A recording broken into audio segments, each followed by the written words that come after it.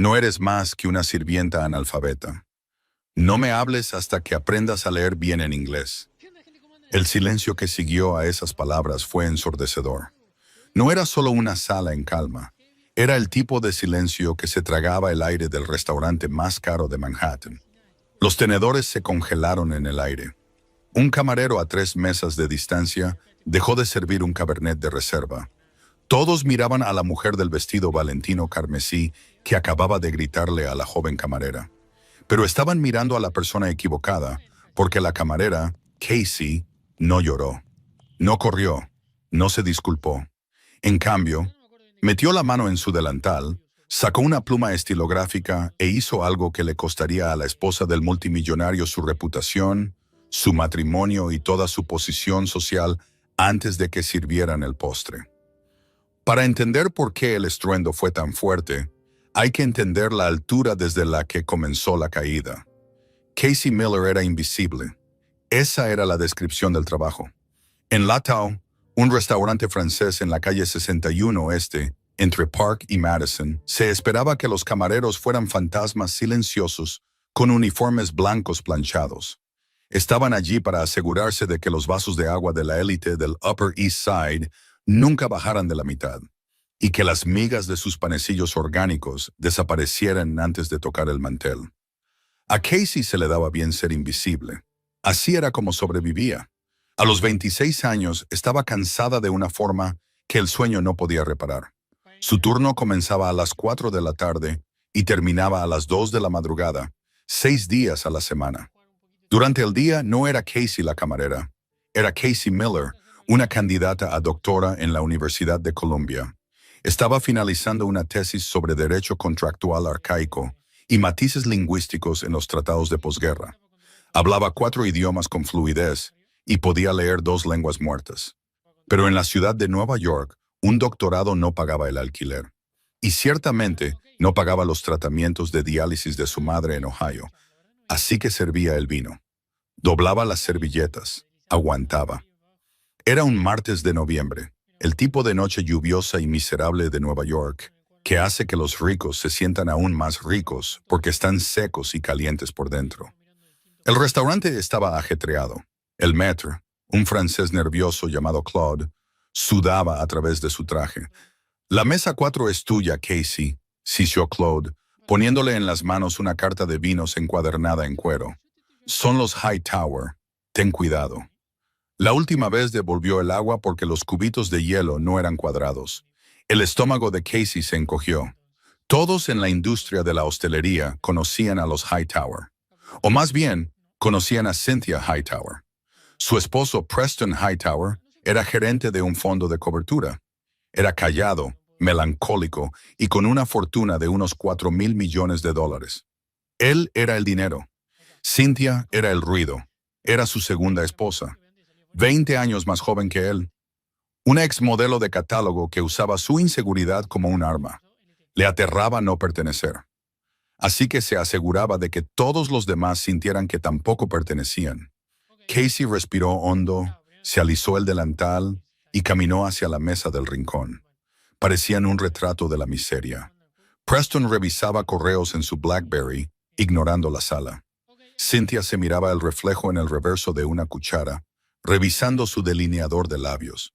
Llevaba un vestido que probablemente costaba más que toda la deuda estudiantil de Casey. Una pieza de diseñador de color rojo sangre que desentonaba con el asiento de terciopelo. «Buenas noches, señor y señora Hightower», dijo Casey con voz firme y ensayada. «Bienvenidos de nuevo a Latau. Mi nombre es Casey y los atenderé esta noche. ¿Puedo ofrecerles agua con gas o quizás un cóctel?»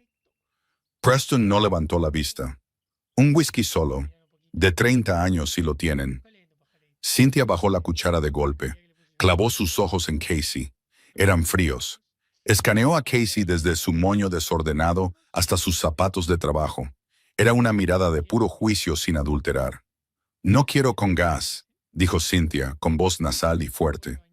«Quiero sin gas, pero de una botella de vidrio, no de plástico. Puedo saborear el plástico. Y asegúrate de que esté a temperatura ambiente. Si hay condensación en el vaso, la devolveré». Por supuesto, señora Hightower, dijo Casey. Botella de vidrio a temperatura ambiente. Y trae los menús, espetó Cynthia, agitando una mano con manicura como si espantara una mosca. Los menús de verdad, no los de turistas. No había menús para turistas. Solo había un menú. Pero Casey asintió obedientemente de inmediato. El problema comenzó 10 minutos después. Cuando Casey regresó con las bebidas, agua a temperatura ambiente perfecta para Cynthia y un Glengoyne de 30 años para Preston, dejó los menús en la mesa. La Tao se enorgullecía de su autenticidad. El menú estaba escrito completamente en francés, con descripciones en inglés en una letra cursiva más pequeña debajo. Casey se echó para atrás, con las manos entrelazadas a la espalda, y esperó. Cynthia entrecerró los ojos para ver el menú. La luz de las velas era tenue, romántica para algunos, frustrante para quienes se negaban a usar gafas de leer porque pensaban que los hacían parecer viejos. Cynthia estaba visiblemente en apuros. Se movió en su asiento. Acercó el menú y luego lo alejó. Preston, siseó ella. Preston gruñó, escribiendo una respuesta a un correo. Preston, guarda el teléfono, exigió, aunque mantuvo la voz baja. No sé qué es esto. ¿Qué es Riz de Veau? Es ternera, no como terneras lechales, Preston. Es una barbaridad.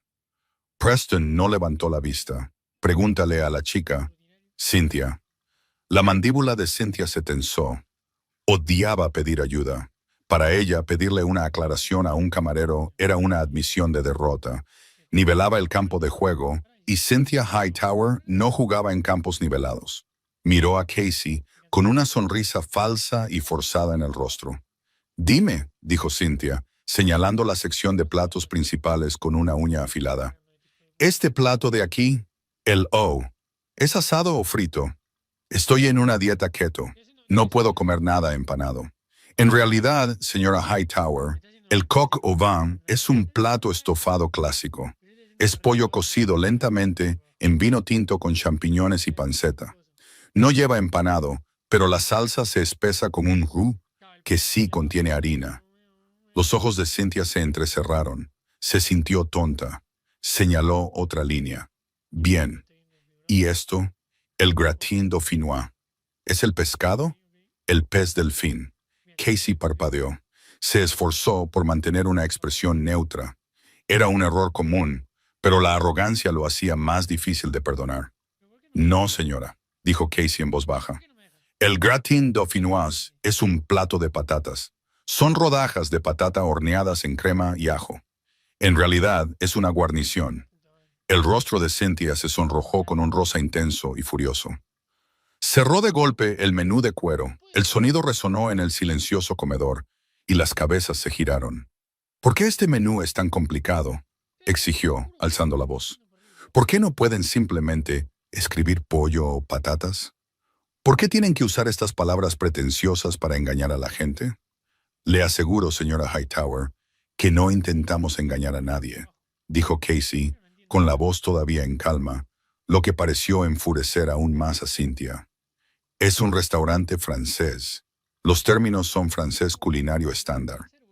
¿Estándar?, se rió Cynthia. Un sonido cruel, como un ladrido. Te crees muy lista, ¿verdad? Ahí de pie con tu delantalcito, corrigiéndome. ¿Crees que por haber memorizado unas cuantas palabras elegantes, eres mejor que yo? Yo no dije eso, señora. Solo estaba respondiendo a su... Estaba siendo condescendiente, chilló Cynthia. Preston finalmente levantó la vista. Parecía aburrido. Cynthia, baja la voz. No. Se volvió hacia su esposo. Esta camarerucha se está burlando de mí, Preston. Me está tratando como si fuera estúpida. Volvió la cabeza bruscamente hacia Casey. Sé lo que eres. Te veo. No eres nadie. Eres una niñita sin educación que probablemente dejó el instituto para ganarse la vida llevando platos. La sala estaba en silencio ahora. La música ambiental pareció desvanecerse. La pareja de la mesa de al lado, el director ejecutivo de una importante editorial y su amante, observaban atentamente. Casey sintió el calor subir a sus mejillas, pero se mantuvo firme. Señora Hightower, le aseguro que tengo educación. Ahora, Si desea más tiempo con el menú, no necesito tiempo. Cynthia se puso de pie. Era alta y se cernía sobre Casey con sus tacones. Necesito un camarero que hable inglés. Mírate, probablemente ni siquiera tú puedes leer este menú. ¿O sí? Simplemente te memorizaste el discurso. Eso es todo. Cynthia agarró el menú de la mesa y lo empujó hacia el pecho de Casey. Léelo, se burló Cynthia. Vamos. Lee la última línea, la advertencia sobre las alergias. Léela en voz alta. Casey miró el menú y luego a Cynthia. Señora, por favor. No puede, anunció Cynthia a la sala, abriendo los brazos. Es analfabeta. Estamos pagando $500 por plato para que nos sirva una campesina analfabeta que ni siquiera puede leer las etiquetas de advertencia. Esto no es seguro. Es asqueroso. Se inclinó hacia el rostro de Casey. Su perfume era abrumador y empalagoso. No eres más que una sirvienta analfabeta, siseó Cynthia, pronunciando cada sílaba. No me hables hasta que aprendas a leer bien en inglés. Quítate de mi vista y envíame a alguien que al menos haya terminado la primaria. Casey se quedó allí. Sintió los ojos de 50 personas clavados en ella. Vio a Claude, el gerente, corriendo hacia ella con cara de terror, listo para disculparse, listo para invitar a la comida, listo para sacrificar a Casey para apaciguar a la esposa del multimillonario. Pero algo en Casey se rompió. No fue una rotura violenta. Fue un clic silencioso, frío y decisivo. La parte de ella que era Casey la camarera, el fantasma sumiso e invisible, murió en ese momento. Y Casey Miller, la candidata a doctora, la académica, la mujer que había pasado los últimos 6 años descifrando los textos legales más complejos de la historia humana, dio un paso al frente. No retrocedió, no buscó a Claude. En cambio, metió la mano en el bolsillo de su delantal. No sacó un bloc de notas. Sacó una pluma estilográfica Montblanc, un regalo de su difunto padre. Lo único de valor que poseía. Le quitó el menú de la mano a Cynthia. No tembló. Lo colocó suavemente sobre la mesa. Señora Hightower, dijo Casey. Su voz ya no era la suave voz del sector servicios. Era más profunda, resonante, la voz de alguien que había dado conferencias en aulas magnas. Le preocupa mi alfabetización. Es una preocupación válida con respecto a la seguridad de su comida. Así que, pongámosla a prueba. Le dio la vuelta al menú, donde terminaba la lista de vinos y un bloque de texto describía la historia del restaurante. Pero Casey no leyó eso. Agarró una servilleta de lino, la alisó sobre la mesa y destapó su pluma. La tinta era de un azul oscuro. Ya que está tan preocupada por la lectura, dijo Casey, mirando directamente a los ojos de Cynthia. Creo que deberíamos hablar del documento que vi sobresalir del maletín de su esposo cuando se sentaron. El que usted intentaba ignorar con tanto esfuerzo mientras se revisaba el lápiz de labios. Cynthia se congeló. ¿Disculpe? Los ojos de Preston Hightower se entrecerraron. Miró el maletín que estaba en el asiento junto a él. Se veía un trozo de un documento. Era un acuerdo de confidencialidad estándar. O eso parecía. Casey comenzó a escribir en la servilleta. Escribía rápido, con una letra cursiva elegante y afilada. Tengo memoria fotográfica, señora Hightower. Es una maldición en realidad, pero resulta útil al estudiar dialectos antiguos o contratos legales. Terminó de escribir y giró la servilleta para que Cynthia pudiera verla. Me llamó analfabeta, dijo Casey, y su voz llegó hasta el fondo de la sala. Pero acabo de transcribir el primer párrafo de la petición de divorcio que su marido ha estado redactando durante las últimas 3 semanas. La que tiene ahí mismo, en su maletín. La que estipula que si usted causa una escena pública dentro de los 6 meses posteriores a la presentación, su acuerdo se reduce en un 80%. El aire abandonó la sala. El rostro de Cynthia se puso blanco. Miró la servilleta, luego el maletín y luego a su marido. Preston Hightower se quedó muy quieto. Miró a la camarera y luego a su esposa. Lentamente, una pequeña y aterradora sonrisa se extendió por su rostro. Tiene razón, Cynthia, dijo Preston, con voz tranquila y mortal. Se llama la cláusula de mal comportamiento y acabas de activarla. El silencio enlatado ya no era pesado, era quebradizo, Parecía que si alguien dejaba caer un tenedor, toda la sala se haría añicos como un cristal barato. Cynthia Hightower miró fijamente la servilleta.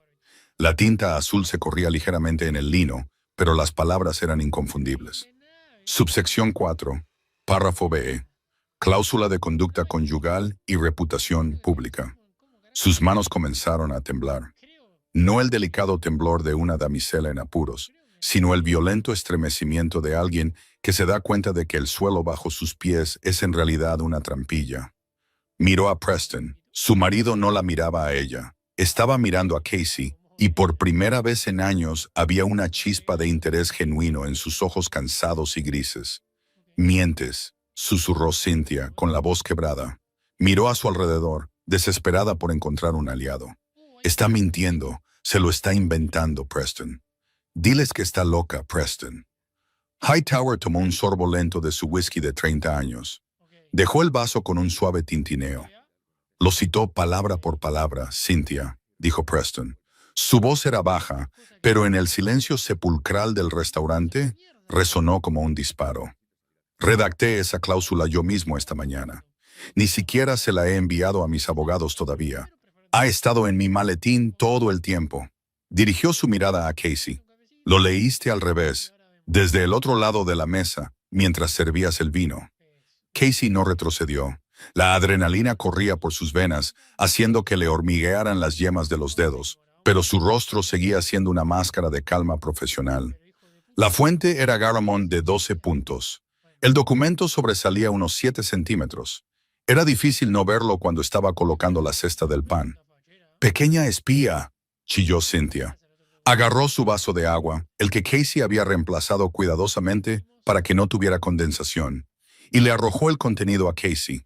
El agua salpicó el uniforme blanco de Casey, empapando su delantal. Un jadeo recorrió el comedor. En la mesa 7, la esposa de un senador se levantó, con la mano en la boca. Cynthia agarró la botella vacía por el cuello, su rostro contorsionado en una máscara de pura y fea rabia.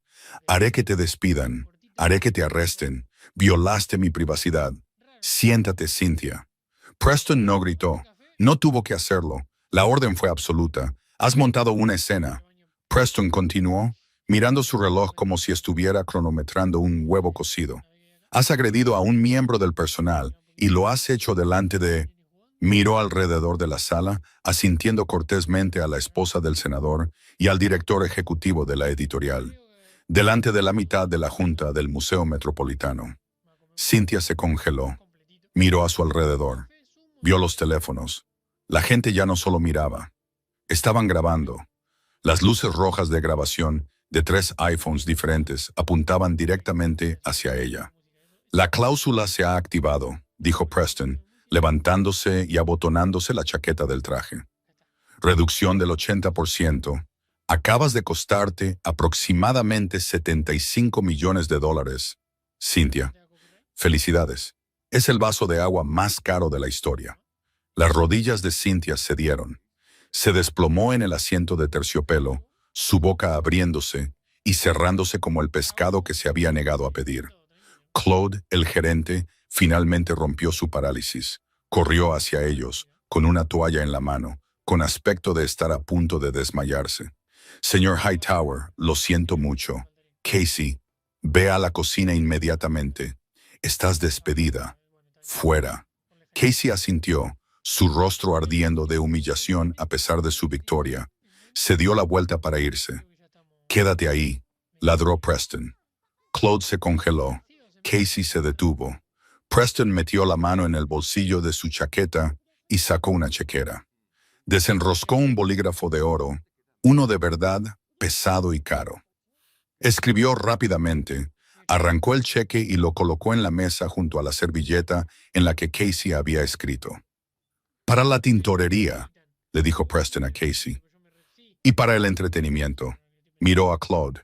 «Si la despides, compraré este edificio, desalojaré este restaurante y lo convertiré en un estacionamiento para mis becarios. ¿Me entiendes?» Claude se puso de un pálido que normalmente se reserva para los cadáveres. «Sí, señor Hightower». «Por supuesto, ella es la empleada del mes».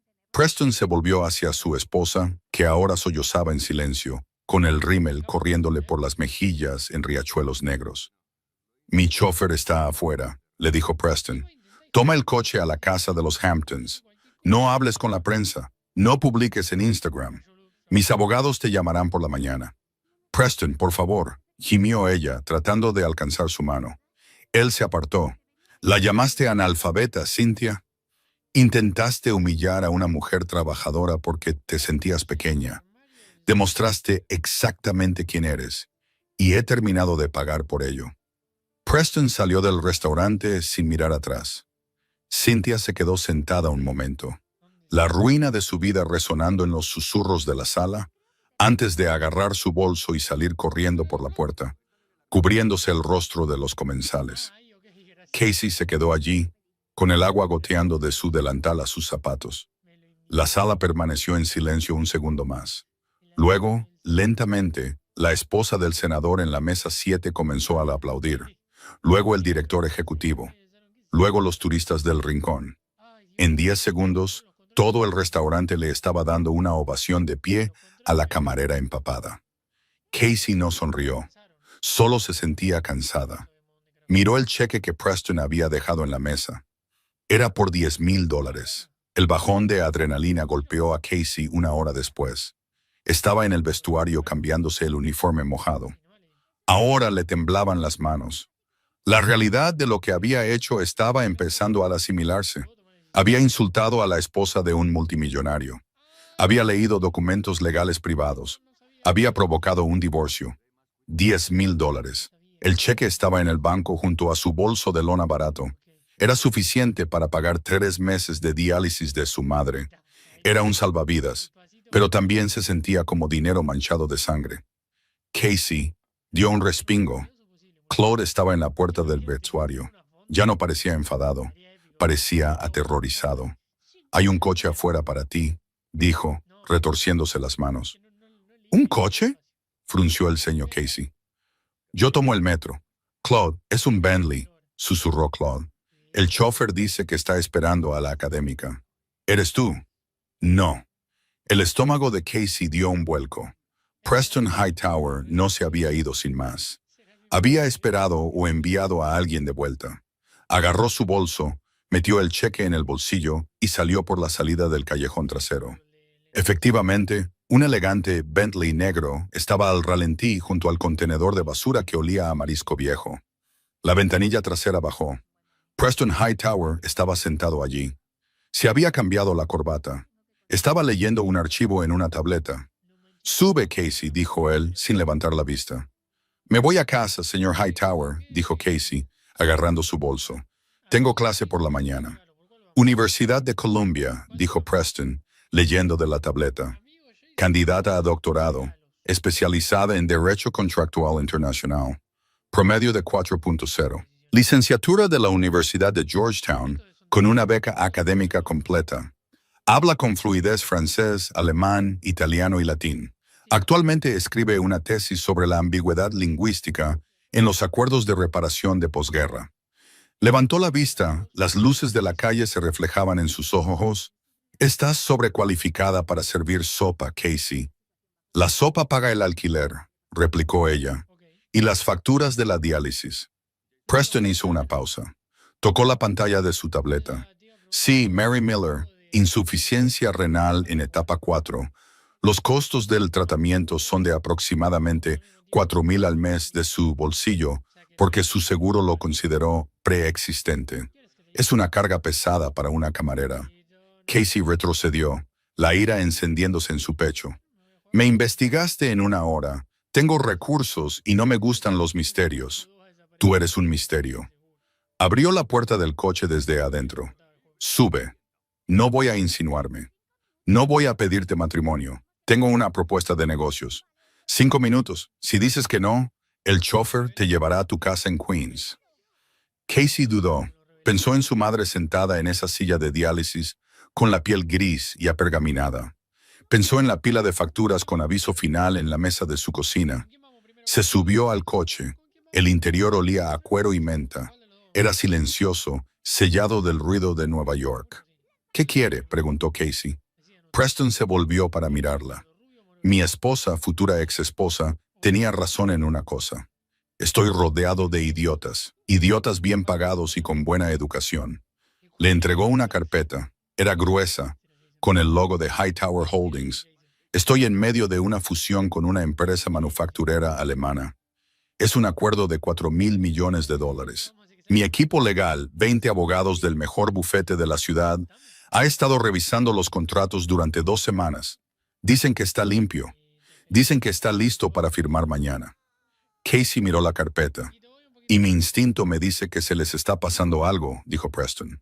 Pero no puedo encontrarlo. No leo alemán jurídico. ¿Tú sí? Se inclinó hacia adelante.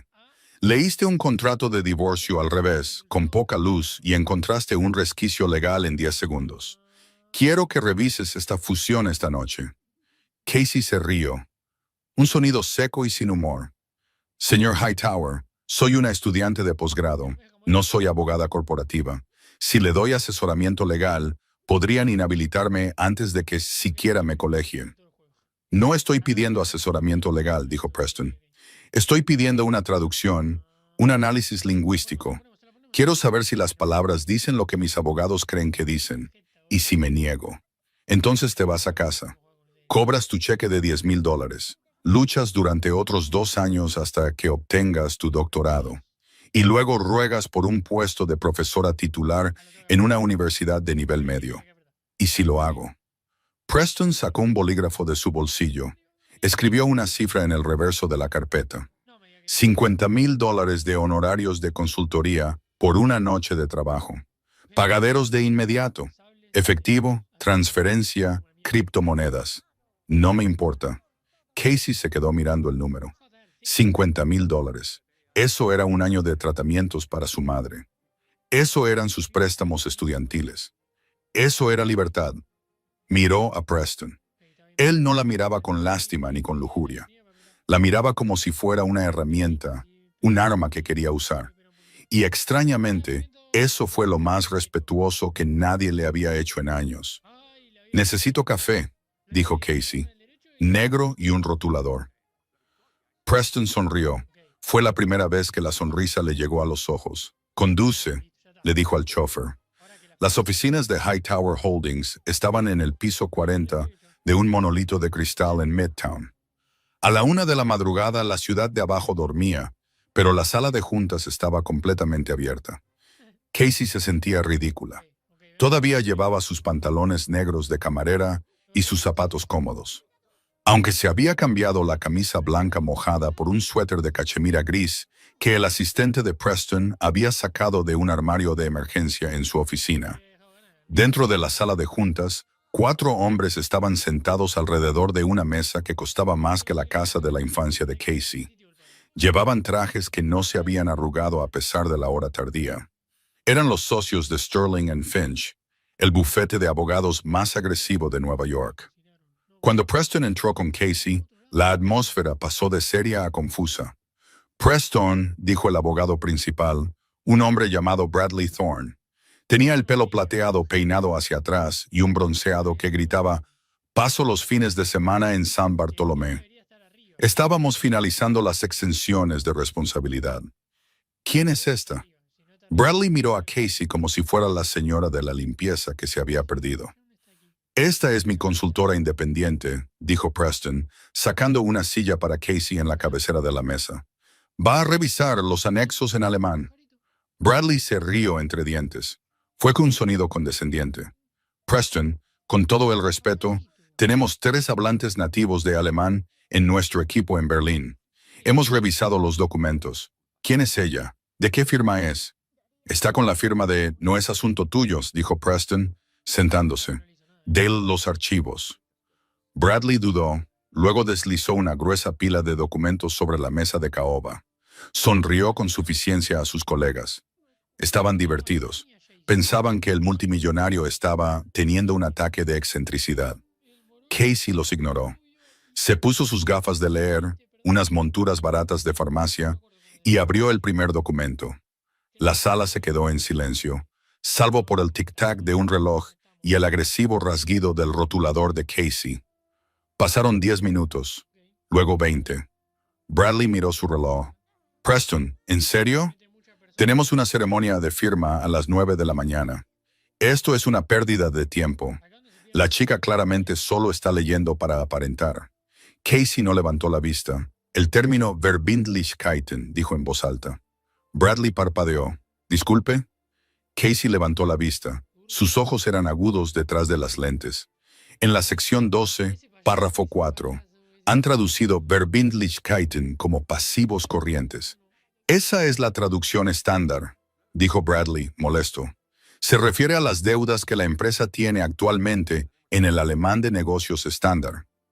Sí, dijo Casey. Pasó una página, pero este contrato estipula que la jurisdicción para el arbitraje es Zúrich, Suiza. Bajo el derecho cantonal suizo, específicamente en el contexto de la industria pesada, a la que se dedica esta empresa, Verbindlichkeiten tiene un alcance más amplio. Incluye pasivos heredados, específicamente deudas de pensiones y medioambientales. Giró el documento y señaló una nota al pie en letra diminuta. Esta nota al pie se refiere a una fábrica en Düsseldorf que cerró en 1998.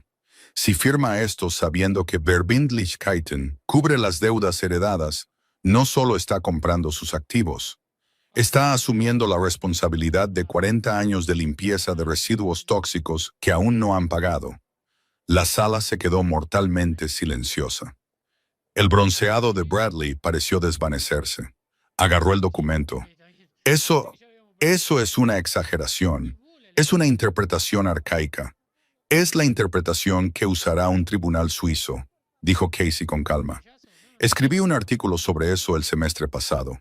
La jurisprudencia es Mayer contra el Cantón de Zúrich, 2014. Si firma esto, señor Hightower, está heredando una factura de limpieza de residuos tóxicos que se estima en... Hizo un cálculo rápido en el margen. Aproximadamente 300 millones de euros. Preston Hightower miró a Bradley. Su expresión era aterradoramente en blanco. Bradley, dijo Preston en voz baja. ¿Tiene razón? Bradley estaba sudando ahora. Escribía furiosamente en su portátil, buscando la jurisprudencia. Sus colegas revolvían sus propios archivos. Después de un minuto largo y angustioso, Bradley dejó de escribir. Levantó la vista, con el rostro pálido. «Hay un precedente», balbuceó Bradley. «Es oscuro. Nosotros no pensamos que se aplicara aquí». «¿No pensaron?», repitió Preston. Se levantó y caminó hacia Casey. Miró el papel y luego a ella.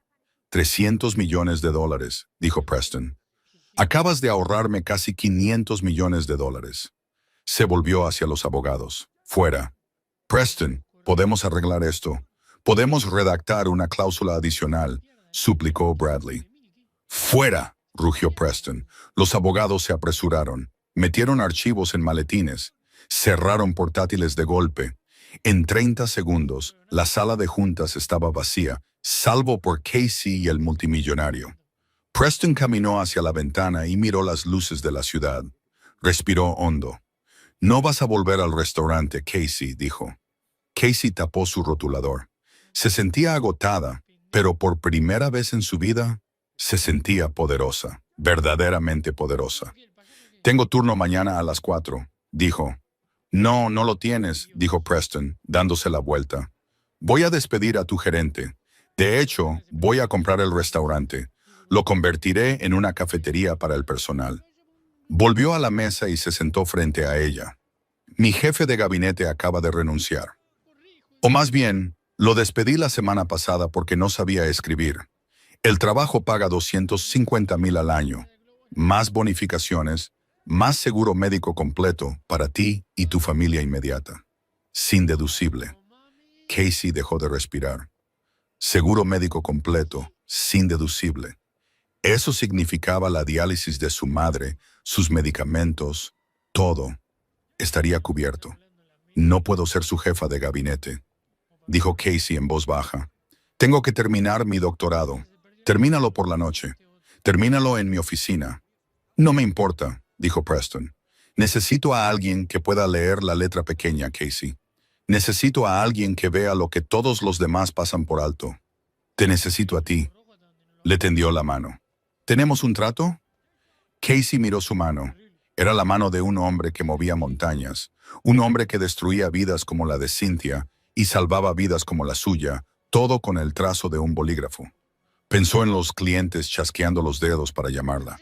Pensó en el dolor de sus pies. Pensó en el miedo en los ojos de su madre cada vez que llegaba una factura. Casey Miller extendió la mano y estrechó la del multimillonario. Trato hecho, dijo. Pero Casey no sabía que el trato que acababa de hacer estaba a punto de ponerla en el punto de mira de algo mucho más peligroso que un divorcio o una fusión. Porque Cynthia Hightower no solo se había ido, estaba conspirando. Y no estaba sola. 3 meses después, Casey Miller era irreconocible. Atrás quedaron los zapatos cómodos y el moño desordenado. Llevaba trajes a medida, azul marino, carbón y marfil, que le quedaban como una armadura. Caminaba por los pasillos de mármol de Hightower Holdings, no como un fantasma, sino como una fuerza de la naturaleza. Como jefa de gabinete de Preston, había reorganizado todo el flujo de trabajo ejecutivo. Había detectado 3 contratos malos más, ahorrando millones a la empresa. Había despedido a los perezosos, a los incompetentes y a los corruptos. Los miembros de la junta que inicialmente se habían burlado de la camarera, ahora se levantaban cuando ella entraba en la sala. Pero la mejor parte no era la ropa ni el respeto, era su madre. Mary Miller ya no estaba gris y apagada. Estaba en una habitación privada en el Mount Sinai, recibiendo la mejor atención que el dinero podía comprar. La diálisis estaba funcionando. Se había encontrado un donante de riñón compatible y la cirugía estaba programada para la próxima semana. Por primera vez en 5 años, Casey durmió sin el peso aplastante del duelo inminente sobre su pecho. Pero la felicidad en el mundo de Casey era a menudo la calma antes del huracán. Comenzó un martes, exactamente como la noche en el restaurante. Casey estaba en su oficina revisando el comunicado de prensa final para la fusión alemana, el acuerdo que lo había iniciado todo. Su asistente, un joven brillante llamado Leo, llamó a la puerta. Parecía pálido. Casey, dijo, con voz temblorosa, tienes que ver las noticias. El canal 4, ahora. Casey agarró el control remoto y encendió el televisor de la pared. Allí, de pie en las escaleras de la Corte Suprema de Nueva York, estaba Cynthia Hightower. Se veía devastadoramente hermosa de negro, con un velo como una viuda afligida, aunque su marido estaba muy vivo. A su lado estaba Bradley Thorne, el abogado que Preston había despedido la noche que contrató a Casey. Los reporteros les acercaban los micrófonos. «Señora Hightower», gritó un reportero, «¿es verdad? ¿El divorcio fue una trampa?» Cynthia se secó los ojos secos con un pañuelo de encaje. «Soy una víctima», sollozó a los micrófonos. «Fui descartada por una mujer más joven. Una mujer que manipuló a mi marido. Una mujer que es un fraude». Bradley Thorne dio un paso adelante, su pelo plateado brillando. «Tenemos pruebas», anunció, con voz suave como el aceite, de que la señorita Casey Miller no es una académica. Es una espía corporativa. Falsificó la traducción de los contratos alemanes para que el señor Hightower entrara en pánico y despidiera a su leal equipo legal, es decir, a mí, y la contratara a ella. Ha estado filtrando secretos comerciales confidenciales a una firma rival en Berlín desde entonces. A Casey se le cayó el bolígrafo. «Vamos a presentar una demanda hoy», continuó Bradley, mostrando un grueso expediente, por fraude, espionaje corporativo y enajenación de afecto. Tenemos los correos electrónicos. Tenemos la prueba. Casey Miller no es una heroína, es una estafadora. La pantalla mostró una foto borrosa de Casey de sus días de camarera, con aspecto cansado y desaliñado, junto a una foto de ella ahora, con aspecto poderoso. El titular debajo decía, «Del delantal a las acciones, la camarera que robó a un multimillonario». El teléfono de Casey comenzó a sonar, luego la línea de su oficina y de nuevo su móvil. Era una cacofonía de ruido. La puerta de su oficina se abrió de golpe. No era Preston, era el jefe de seguridad. «Señorita Miller», dijo, con el rostro sombrío, «tengo órdenes de escoltarla fuera del edificio. Su acceso ha sido revocado en espera de una investigación interna». «¿Qué?», Casey se levantó. Esto es una locura. ¿Me conoces, Frank? Sabes que no hice esto. Órdenes del señor Hightower, dijo Frank, apartando la mirada. Lo siento, Casey. Por favor, entrega tu credencial y tu portátil. Casey sintió que la sangre se le iba del rostro. Preston, les creyó. Después de todo, después de las noches de trabajo, la confianza, las victorias compartidas, creyó la mentira. Entregó su credencial, tomó su abrigo, salió de la oficina que había convertido en un centro de mando. Pasó junto a las miradas de los empleados que había dirigido. Tomó el ascensor sola. Cuando salió a la acera, los paparazzi ya estaban allí. La rodearon como tiburones. Los flashes de las cámaras la cegaban. Casey, ¿falsificaste la traducción? ¿Cuánto te pagan los alemanes? ¿Es verdad que te acostabas con Preston antes del divorcio? Casey se abrió paso entre ellos, con la cabeza gacha y las lágrimas picándole en los ojos. Tomó un taxi y dio la dirección de su antiguo apartamento en Queens. No podía ir al hospital. No podía dejar que su madre la viera así. Se sentó en su viejo colchón lleno de bultos, mirando la pared. Se había acabado. El sueño se había acabado. Había vuelto a no ser nada. Pero mientras el sol se ponía y las sombras se alargaban, los ojos de Casey se desviaron hacia su estantería, hacia las filas de pesados libros encuadernados en cuero sobre lingüística, sintaxis y análisis forense de documentos. Recordó el rostro de Cynthia en la televisión, la arrogancia. Recordó la sonrisa confiada de Bradley Thorne. «Tenemos los correos electrónicos», había dicho. Casey se incorporó. Se secó la cara. Si tenían correos electrónicos, tenían texto. Y si tenían texto, tenían lenguaje. Casey Miller se levantó.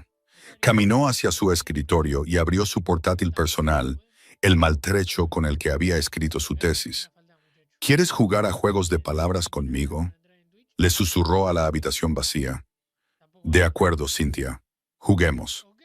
La sala de juntas de Hightower Holdings estaba abarrotada 3 días después. Era una reunión de accionistas de emergencia convocada por Bradley Thorne, quien representaba a un grupo de inversores preocupados junto a Cynthia. Preston Hightower estaba sentado a la cabecera de la mesa. Parecía 10 años mayor que una semana atrás. No se había afeitado. Sus ojos estaban hundidos. «Esto es una tragedia», decía Bradley, paseándose por la sala como un tigre. Proyectó una diapositiva en la pantalla masiva. Mostraba una serie de correos electrónicos aparentemente de la cuenta de empresa de Casey a un competidor alemán llamado Kraftwerk Industries. «Como pueden ver», dijo Bradley, señalando el texto resaltado, «la señorita Miller ofrece explícitamente hundir la fusión a cambio de 2 millones de euros. Las marcas de tiempo coinciden con la noche en que fue contratada. Nos engañó a todos. Cynthia estaba sentada en un rincón con un modesto traje gris, la viva imagen de la esposa afligida y traicionada. Captó la mirada de Preston y le dedicó una sonrisa triste y compasiva. «Solo quiero lo mejor para la empresa, Preston», dijo en voz baja. «Te perdono por haberte dejado engañar». Fue muy convincente. Los accionistas murmuraban. La cosa pintaba mal. Parecía fatal. «Propongo un voto de no confianza en Preston Hightower», anunció Bradley, «y mi reinstauración inmediata como asesor general para limpiar este desastre».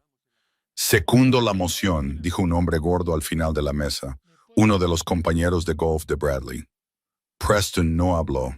Parecía derrotado. Alcanzó su vaso de agua. ¡Bam! Las puertas dobles de la sala de juntas se abrieron de golpe. Los guardias de seguridad se adelantaron, pero se detuvieron al ver quién era. Casey Miller entró. No llevaba un traje.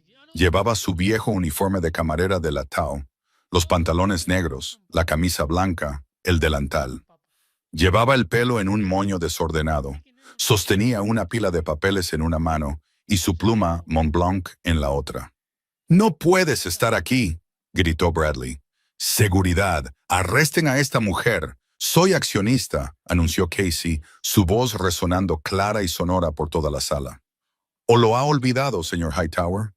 Parte de mi paquete de compensación incluía el 0,5% de las acciones de la firma. Tengo derecho a hablar».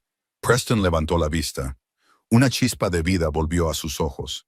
Hizo un gesto a los guardias para que se apartaran. «Déjenla hablar», dijo Preston. Casey caminó hacia el frente de la sala. Se paró junto a la pantalla que mostraba los correos electrónicos incriminatorios. Parecía pequeña junto a la imponente proyección, pero se sentía gigante. «El señor Thorne afirma que estos correos electrónicos prueban que soy una espía», dijo Casey, dirigiéndose a la sala. «Afirma que los escribí a un contacto en Berlín llamado Hans Gruber, un nombre muy original, por cierto, en Kraftwerk Industries». Se volvió hacia Bradley. «Usted proporcionó estas impresiones, ¿correcto? Son la prueba irrefutable». «Son auténticos», se burló Bradley. «Verificados por forenses informáticos. Verificados por sus expertos pagados», corrigió Casey. «Pero hay una cosa que olvidaron verificar. La gramática». La sala se quedó en silencio. «¿Gramática?», se mofó Cynthia. «Oh, ríndete, pequeña». «El idioma alemán», interrumpió Casey, con la voz ganando volumen, «sufrió una importante reforma ortográfica en 1996. La reforma Rechtschreibreform cambió la forma en que se escribían ciertas palabras y cómo se usaba la puntuación». Casey tomó su pluma y caminó hacia la pantalla. Rodeó con un círculo una palabra en el correo electrónico proyectado. «La palabra des», dijo Casey, tocando la pantalla. A partir de 1996, esta ortografía se volvió obsoleta. Fue reemplazada por das con doble S. Ningún hablante nativo de alemán menor de 50 años usa la sz, esa extraña forma de be en este contexto. Especialmente no un ejecutivo corporativo en 2026. Se volvió hacia la junta. «Tengo 26 años. Aprendí alemán en 2018. Nunca he usado la ortografía das en mi vida. Sería como si un adolescente estadounidense moderno escribiera «Vuesa merced» en un mensaje de texto». El rostro de Bradley se crispó. «Un error tipográfico. No prueba nada». «Ah, ¿no?». Casey sacó un papel de su pila. «Investigué un poco. ¿Quién usa esa ortografía? Las generaciones mayores. Específicamente, personas que aprendieron alemán antes de 1996. Personas como Bradley Thorne, que estudió en el extranjero en Múnich en 1985. Dejó caer un segundo papel sobre la mesa. «Esta es una copia de las transcripciones universitarias de Bradley Thorne, obtenida con una citación. Suspendió alemán 101 dos veces, pero la tercera vez aprobó. Y su trabajo final está plagado de este mismo error ortográfico. Usa en exceso la sz». Casey se giró para enfrentar a Cynthia. «Y tú», dijo, «no fuiste lo suficientemente inteligente para escribir el alemán, pero fuiste lo suficientemente arrogante como para usar tu propio teléfono desechable». Casey levantó un último documento. «Este es un registro del router Wi-Fi de la TAU de la noche del incidente. Mi amigo Claude, el gerente que intentaste que despidieran, me lo dio. Muestra un dispositivo llamado iPhone de Cynthia subiendo un archivo de 500 megabytes a un servidor seguro propiedad de Thorne Legal Partners». Casey dejó caer los papeles sobre la mesa. Aterrizaron con un golpe sordo. «Yo no robé los secretos de la empresa, Preston», dijo Casey mirando al multimillonario. «Fue ella. Robó los datos de la fusión mientras estaba sentada en la mesa, 5 minutos antes de llamarme analfabeta. Se los envió a Bradley para usarlos como palanca en el divorcio. Cuando eso falló, lo usaron para incriminarme». El silencio en la sala era absoluto. Todos los ojos se volvieron hacia Cynthia Hightower. Cynthia se levantó, con el rostro enmascarado por el pánico. «Es mentira. Está tergiversando las palabras. Es solo una camarera». «Sí», dijo Casey, alisándose el delantal. «Soy una camarera, y mi trabajo es servir a la gente exactamente lo que se merece». La policía llegó 10 minutos después. Resulta que el espionaje corporativo y la fabricación de pruebas son delitos graves. Mientras se llevaban a Cynthia esposada, gritando que su vestido era de época y que los oficiales le estaban lastimando las muñecas, cruzó la mirada con Casey por última vez. Ya no quedaba arrogancia, solo miedo. Bradley Thorne fue menos vocal. Lloró mientras se lo llevaban, balbuceando sobre un acuerdo con la fiscalía. Cuando la sala se despejó, solo quedaron Preston y Casey. La pantalla de proyección seguía zumbando. Preston se levantó, se acercó a Casey, miró su delantal y luego su rostro. «Pensé que me habías traicionado», dijo, con voz áspera. «Dejé que te quitaran la credencial». «No luché por ti». «No», dijo Casey con honestidad. «No lo hiciste. Miraste las pruebas e hiciste un cálculo lógico. Eso es lo que haces. Por eso eres multimillonario». Dio un paso atrás. «Renuncio, Preston». Preston pareció atónito. «¿Qué?» «Casey, no. Duplicaré tu salario. Te daré el 5% de las acciones. Te daré...» «No se trata del dinero», dijo ella. «Salvé tu empresa de nuevo. Limpié mi nombre. Pero me di cuenta de algo cuando estaba sentada en mi apartamento en Queens». Sonrió, y esta vez fue una sonrisa genuina y cálida. «No quiero ser un tiburón corporativo. No quiero pelear con gente como Cynthia y Bradley por el resto de mi vida. Quiero enseñar. Quiero terminar mi tesis. Quiero leer lenguas muertas que son hermosas y honestas, no contratos llenos de trampas». Preston la miró fijamente durante un largo momento. Luego asintió. Metió la mano en el bolsillo y sacó su chequera, la misma que había usado esa primera noche. «Tienes razón», dijo. «Eres demasiado buena para este lugar». Escribió un cheque y se lo entregó. Casey lo miró. No era por $50,000. Era por $5 millones. «Un fondo de becas», dijo Preston, «para la universidad, con la condición de que te den la titularidad inmediata el día que te gradúes. Y un poco más para una casa para tu madre en algún lugar con jardín». Los ojos de Casey se llenaron de lágrimas. «Preston, vete», dijo él suavemente.